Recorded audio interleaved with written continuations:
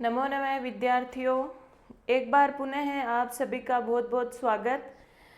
हम वैदिक संहिताएं पढ़ रहे थे और जो वैदिक संहिताएं हैं, वैदिक साहित्य का सामान्य परिचय है वो लगभग सभी परीक्षाओं में, चाहे व्याख्याता परीक्षा हो या अन्य किसी राज्य से संबंधित परीक्षा हो, आरपीएससी में असिस्टेंट प्रोफेसर परीक्षा हो या सेट परीक्षा, नेट परीक्षा, सभी में वैदिक साहित्य के सामान्य परिचय में से प्रश्न आते ही आते हैं। तो जो वैदिक संहिताएं हैं, वेदों का जो सामान्य परिचय है उसमें ऋग्वेद संहिता, यजुर्वेद संहिता, सामवेद संहिता का अध्ययन हम कर चुके हैं। आज हम बात कर रहे हैं अथर्ववेद संहिता की। तो जो तीनों ही वेद हैं हमारे, ऋग्वेद, यजुर्वेद और सामवेद, आपको पता है इनको वेद त्रयी में गिना जाता है। वैसे मीमांसा दर्शन है वो चारों ही वेदों को वेद त्रयी में गिनता है, लेकिन अथर्ववेद को अलग माना जाता है, वेद त्रयी में नहीं गिना जाता। क्यों नहीं गिना जाता? कि जो तीनों वेद हैं उनमें देवों के स्तुति परक मंत्र हैं, जैसे कि ऋग्वेद में ऋचाएँ हैं, यजुर्वेद में याग हैं विभिन्न प्रकार के, और सामवेद में उन्हीं ऋग्वेद की ऋचाओं को गीत के रूप में प्रस्तुत किया गया है। यानी कुल मिलाकर सभी में स्तुति परक मंत्र हैं, लेकिन अथर्ववेद है वो पूरा का पूरा अलग है। अथर्ववेद की विषय वस्तु क्या है? अथर्ववेद में किसी भी तरह के जादू टोनने वाले मंत्र, अभिचारात्मक मंत्र से संबंधित सूक्त हैं। इसके अलावा आयुष्य सूक्त, आयु बढ़ाने वाले सूक्त, शत्रु नाशन सूक्त, पाप मोचन सूक्त, कृषि और पशुपालन संबंधी सूक्त, आत्मा की प्राप्ति, ब्रह्म की प्राप्ति, आत्म विषयक ज्ञान की प्राप्ति, या फिर विभिन्न प्रकार के योग, यानी चाहे शारीरिक सुरक्षा हो, मानसिक सुरक्षा हो, या शत्रुओं का नाश हो, किसी को वश में करना हो, वशीकरण, सम्मोहन, ये सारी चीज़ें जो हैं वो किस वेद में हमें मिलती हैं? अथर्ववेद में मिलती हैं। इसलिए इसका वर्ण विषय पूरा पूरा अलग हो गया। इसमें किसी भी देवता की स्तुति नहीं की जाती, बल्कि ये अलग है, तीनों ही वेदों से अलग है। तो सामान्यतः हम देखते हैं कि सामान्य बातें जो तीनों ही वेदों में हम देख के आए हैं, जैसे जो भी वेद होता है उसका कोई न कोई ऋत्विक होता है। प्रत्येक वेद का कोई न कोई ऋत्विक होता है। प्रत्येक वेद का कोई न कोई मुख्य आचार्य होता है। प्रत्येक वेद का कोई न कोई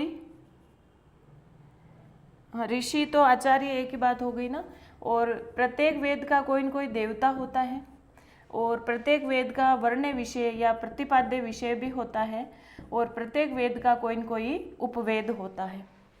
तो हम देखते हैं कि ऋग्वेद के ऋत्विक हैं जो होता है, यजुर्वेद के अर्धवयु है, सामवेद के उद्गाता हैं, और अथर्ववेद के ब्रह्मा हैं। वैसे हमने देखा था कि यज्ञ में जो ब्रह्मा है वो यज्ञ का अधिष्ठाता होता है, अध्यक्ष होता है, वही अथर्ववेद का ऋत्विक होता है। आचार्य, ऋग्वेद के आचार्य पेल थे, यजुर्वेद के आचार्य वैशंपायन थे, सामवेद के जो आचार्य थे वो जैमिनी थे, और यहाँ पर अथर्ववेद के आचार्य हैं वो आचार्य सुमंतु हैं। देवता की बात करें, ऋग्वेद के आचार्य, ऋग्वेद के देवता अग्नि थे, यजुर्वेद के वायु थे, सामवेद के सूर्य थे या आदित्य थे, और यहाँ पर अथर्ववेद के देवता सोम या चंद्रमा है। और वर्ण विषय की बात करें तो अथर्ववेद में आत्मविद्या का उल्लेख है, यानी आत्मा से संबंधित ज़्यादा से ज़्यादा चर्चा की गई है। आत्मा से संबंधित ज्ञान की प्राप्ति के विषय में उल्लेख किया गया है। तो ये तो था अथर्ववेद से पूछी जाने वाली कुछ सामान्य बातें। अब हम देखते हैं कि अथर्ववेद का शाब्दिक अर्थ, अथर्व शब्द से बना है अथर्ववेद, तो अथर्व का शाब्दिक अर्थ क्या है? अथर्व शब्द में धातु कौन सी है? देखिए, थर्व धातु है, थर्व धातु है, और थर्व धातु का अर्थ होता है गति या चेष्टा। थर्व धातु का अर्थ क्या हो गया? गति या चेष्टा। तो अब थर्व का उल्टा हो गया अथर्व, यानी ऐसा वेद जो गतिहीन या स्थिरता युक्त। अथर्व शब्द का अर्थ क्या हो गया? गतिहीन या स्थिरता से युक्त जो हो वो अथर्व कहलाता है। तो इस तरह से इसका अर्थ ये निकलता है कि जैसे चित्तवृत्तियों का निरोध करके, यानी मनुष्य चित्तवृत्तियों का निरोध करके और पूरा का पूरा स्थिर हो जाए, फिर उससे जो योग प्राप्ति होती है वो सब चर्चा अथर्ववेद में कही गई है। तो शाब्दिक अर्थ हो गया इसका गतिहीन या स्थिरता युक्त। वैसे निरुक्त में भी कहा गया है। निरुक्त में क्या कहा गया है कि अथर्व शब्द का अर्थ गतिहीनता या स्थिरता से लिया गया है। गतिहीनता या स्थिरता से लिया गया है, यानी जो अथर्ववेद में चर्चा की गई है वो गतिहीनता या स्थिरता से संबंधित चर्चा की गई है, ये शाब्दिक अर्थ है। इसी प्रकार गोपथ ब्राह्मण में भी कहा गया है। गोपथ ब्राह्मण में क्या कहा है कि अथर्व शब्द है वो अथर्वाक का विस्तृत रूप है। अथर्व शब्द किससे बना है? अथर्वाक से बना है, और जिसका अर्थ है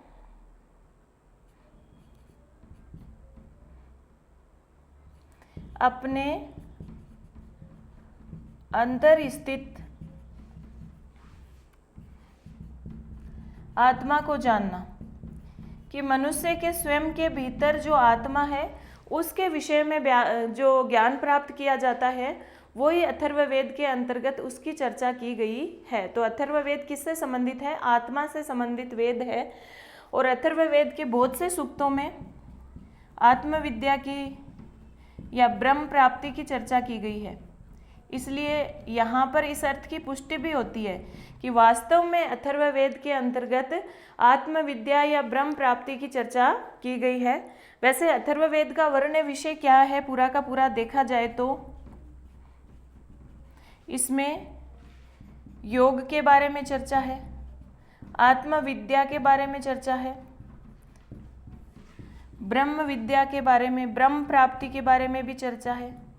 इसके अलावा कृत्य क्रम यानी अभिचारात्मक मंत्र, जादू टोने, जो पाप मोचन, शत्रु नाशन, ये सारे के सारे हमें सूक्त कहाँ प्राप्त होते हैं? अथर्ववेद के अंतर्गत प्राप्त होते हैं। अब हम जब अथर्ववेद का जो अर्थ देख रहे हैं उसमें दार्शनिक अर्थ और आध्यात्मिक अर्थ के बारे में भी जान लेते हैं कि शतपथ ब्राह्मण में भी इसके बारे में कुछ कहा गया है, और इसके साथ ही गोपथ ब्राह्मण आध्यात्मिक और दार्शनिक स्वरूप के बारे में क्या कहता है, क्योंकि कई बार यहाँ से प्रश्न पूछ लिए जाते हैं किसी कॉन्सेप्ट को लेकर कि इस ग्रंथ में अथर्ववेद के बारे में क्या कहा गया है या कौन से ग्रंथ में ऐसी बात कही गई है, तो थोड़ा सा उसको भी देख लेते हैं।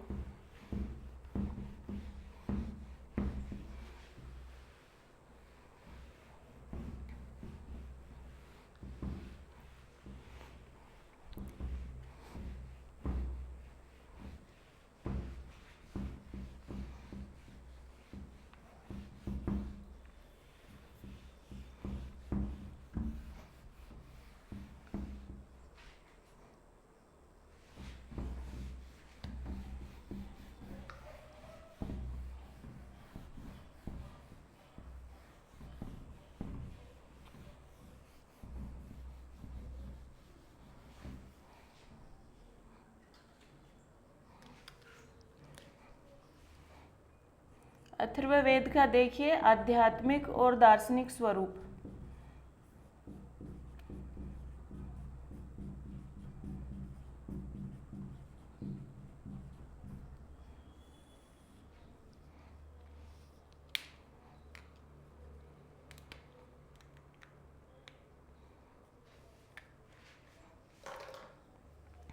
सबसे पहले तो शतपथ ब्राह्मण कहता है, शतपथ ब्राह्मण में क्या चर्चा की गई है? शतपथ ब्राह्मण में कहा गया है कि प्राण अथर्वा है, कि अथर्व का मतलब प्राण है, और अथर्ववेद का मतलब हुआ प्राण विद्या के द्वारा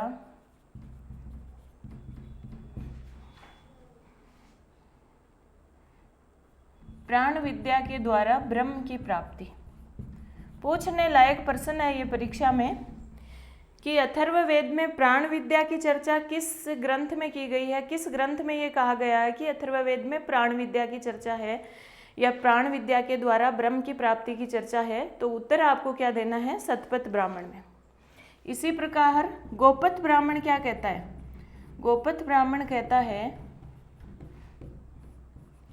कि अथर्ववेद जो है आत्मा को जानने का वेद है। अपनी आत्मा के विषय में ज्ञान प्राप्त करने की चर्चा किस में की गई है, अथर्ववेद में की गई है। तो आपसे प्रश्न पूछेगा कि अथर्ववेद में आत्मविद्या है, ये बात कहाँ किस ग्रंथ में कही गई है, तो गोपथ ब्राह्मण ये बात कहता है। गोपथ ब्राह्मण एक बात और भी कहता है कि अथर्ववेद चांद्र वेद है। अथर्ववेद किस प्रकार का वेद है, चांद्र वेद है या सोमय वेद है। हमने अभी अभी देखा था कि अथर्ववेद का प्रमुख देवता चंद्रमा है या सोम है। तो अथर्ववेद किस प्रकार का वेद हुआ, सोमय वेद और चांद्र वेद हुआ। यदि ऋग्वेद है वो आग्नेय वेद है। ऋग्वेद के प्रमुख देवता कौन है, अग्नि है। तो ऋग्वेद किस प्रकार के ग्रंथ हुए, आग्नेय वेद हुए। और जो अथर्ववेद है वो सोमय वेद हुए, चांद्र वेद हुए। तो अगर अथर्ववेद में अग्नि है तो ऋग्वेद में अग्नि है तो अथर्ववेद में क्या है, शीतलता है, सामंजस्य है, शांति है। इस बात को भी ध्यान रखना है। अथर्ववेद अग्नि का वेद है, क्रोध का, ऋग्वेद अग्नि का वेद है, क्रोध का वेद है। लेकिन अथर्ववेद सोम का वेद है, चंद्रमा का वेद है, शांति का वेद है, सौहार्द का वेद है। ठीक है। और अथर्ववेद चांद्र वेद है ऐसा कौन कहता है, गोपथ ब्राह्मण कहता है। ठीक है, आई बात समझ में। अब हम देखते हैं, कई बार प्रश्न ये पूछ लिया जाता है अथर्ववेद के कुछ विभिन्न नाम हैं। अथर्ववेद के कुछ विभिन्न नाम हैं, उन नामों को लेकर प्रश्न पूछ लिया जाता है कि भाई निम्न में से अथर्ववेद का नाम कौन सा नहीं है। तो अथर्ववेद को किन किन नामों से पुकारा जाता है, कौन कौन इसके अपर नाम हैं, इनके बारे में हमें अवश्य ही जानकारी होनी चाहिए। जैसे सबसे पहली बात तो अथर्ववेद का प्रारंभिक नाम है अथर्ववेद। ऐसा क्यों है, क्योंकि अथर्ववेद में जो मंत्र हैं वो अथर्वा ऋषि और उनके जो वंशज हैं उनके द्वारा दृष्ट मंत्र हैं। सबसे अधिक मंत्र अथर्ववेद में जो है वो अथर्वा ऋषि और उनके वंशजों के द्वारा दृष्ट है। तो कितने मंत्र हैं, 1772 मंत्र लगभग अथर्व ऋषि के द्वारा दृष्ट हैं। दूसरी बात, इसे आंगिरस वेद भी कहा जाता है क्योंकि अथर्ववेद में अंगिरा ऋषि और उनके वंशजों के द्वारा दृष्ट मंत्रों की संख्या है 420, इसलिए इसे अंगिरस वेद भी कहा जाता है। और अथर्वा और अंगिरस दोनों के द्वारा दृष्ट मंत्र होने के कारण अथर्वा अंगिरस वेद भी इसको कहा जाता है। इसके अलावा इसमें भृगु और अंगिरा यानी अंगिरस ऋषि के द्वारा दृष्ट मंत्र होने के कारण इसे भृगु अंगिरो वेद भी कहा जाता है। इसके अलावा इसे ब्रह्म वेद भी कहा जाता है। ब्रह्म वेद इसलिए कहा जाता है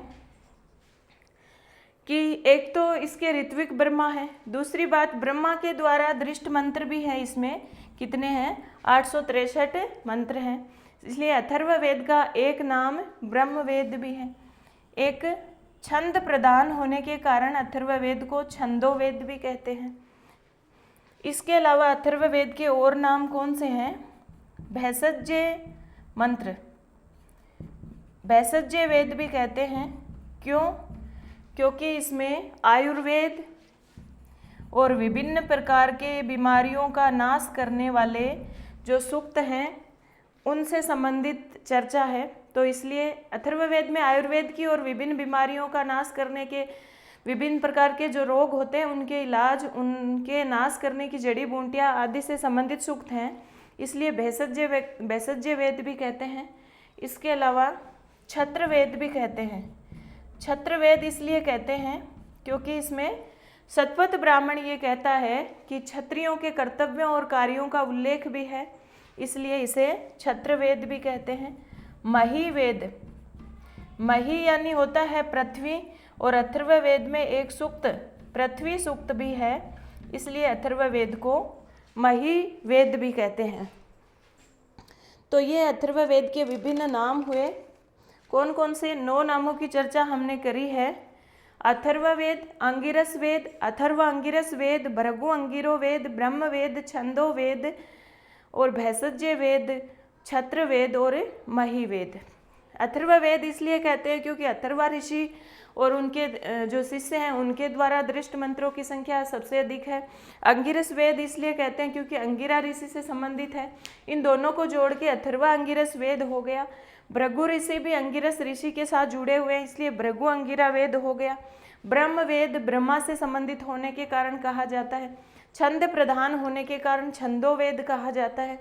आयुर्वेद और बीमारियों से संबंधित चर्चा होने के कारण भेषज्य वेद कहलाता है। क्षत्रियों के कर्तव्यों और कार्यों का उल्लेख होने के कारण छत्रवेद कहलाता है। और पृथ्वी सूक्त, पृथ्वी की चर्चा होने के कारण ये महीवेद भी कहलाता है। तो ये हुए अथर्ववेद के विभिन्न नाम। अब हम चर्चा करते हैं अथर्ववेद की विभिन्न शाखाएं।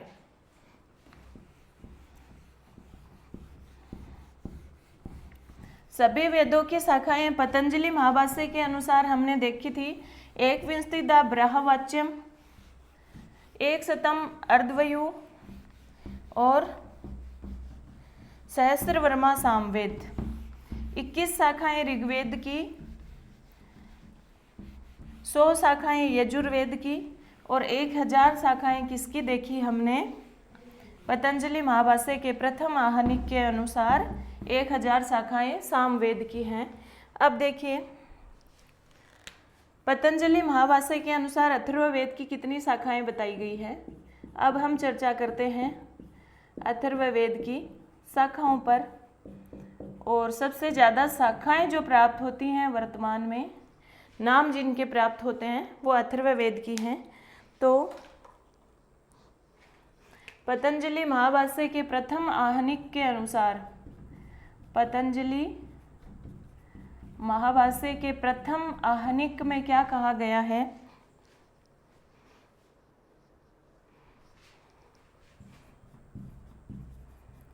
नवधा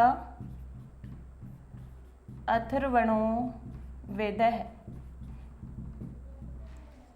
यानी पतंजलि महाभाष्य के अनुसार अथर्ववेद की 9 शाखाओं की चर्चा है। इसी प्रकार सायण जो है उन्होंने भी अथर्ववेद की भाष्य भूमिका में अथर्ववेद की 9 शाखाएं बताई हैं। और वो 9 शाखाएं हैं, उनके नाम आपको याद होनी चाहिए। पीपलाद या पेपलाद शाखा भी इसे कहते हैं। मोद, तोद, तोद शाखा का नाम स्तोद भी प्राप्त होता है। पीपलाद, मोद, स्तोद, जांजल, जलद, देवदर्श, चारणवेद्य,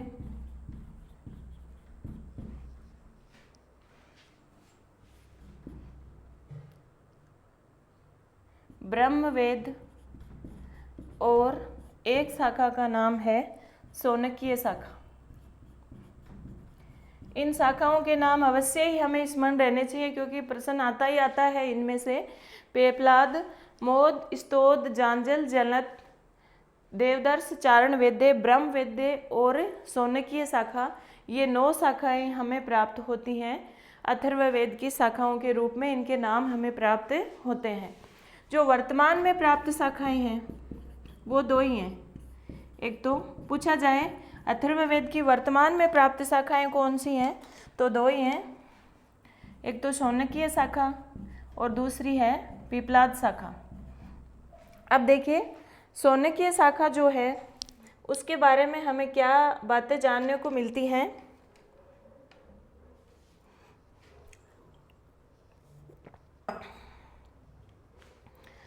अथर्ववेद की जो शौनकीय शाखा है वो ये शौनकीय संहिता के नाम से जानी जाती है। शौनकीय शाखा में अथर्ववेद का विभाजन किस तरह से प्राप्त होता है, देखिए। शौनकीय शाखा के अनुसार अथर्ववेद में 20 कांड हैं, 730 सूक्त हैं और 5987 लगभग मंत्र हैं, और इन्हें कहीं कहीं पर 6000 मंत्र भी माना जाता है। मंत्रों की संख्या कितनी प्राप्त होती है? 5987 है प्रॉपर तो, लेकिन 6000 भी, लगभग 6000 मंत्र हैं ऐसा माना जाता है। तो 20 कांड, 730 सूक्त और 5987 मंत्र है।